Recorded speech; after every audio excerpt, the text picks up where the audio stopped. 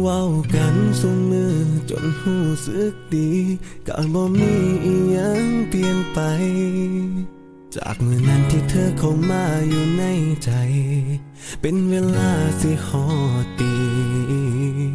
ความหักที่มีในใจก็เริ่มสิหลายแล้วตอนนี้แต่เธอยังมีท่าทีบ่อยากชัดเจนบล็อกกล้าเปิดโตไปใส่น้ำกันก็ย่านคนเห็นเธอคือเป็นจังสีตัวกันไปมือสันติพ่อยเฮาดีใจ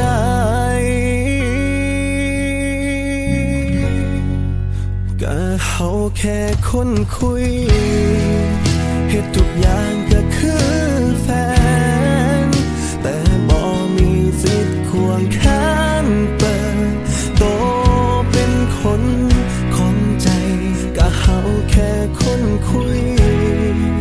เขาพอคนคุยไหมถึกใจเขาก็เทเฮาไปเขาสิคุยกับเฮาโดนปานได้มันบ่สำคัญบ่แม่นคนที่ใช่ก็เป็นได้แค่คนคุย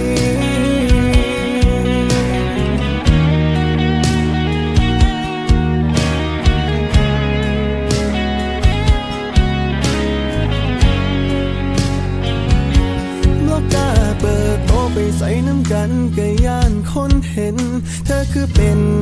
จังสีตัวกันไปมือสันติพ่อยเฮาดีใจ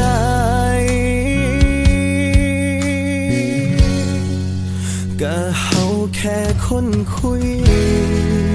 เฮ็ดทุกอย่างก็คือแฟนแต่บ่มีสิทธิ์ควงแขนเปิดโตเป็นคนของใจก็เฮาแค่คนคุยเขาพอคนคุยไหมถึกใจเขาก็เทเฮาไป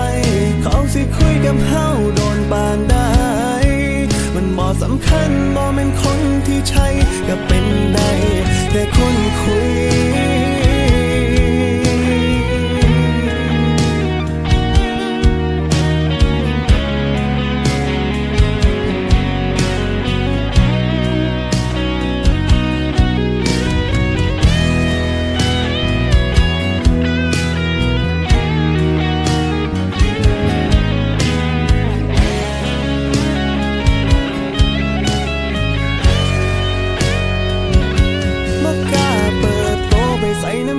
ก็ย่านคนเห็นเธอคือเป็นจังสีตัวกันไปมือสันติพ่อให้เฮาดีใจ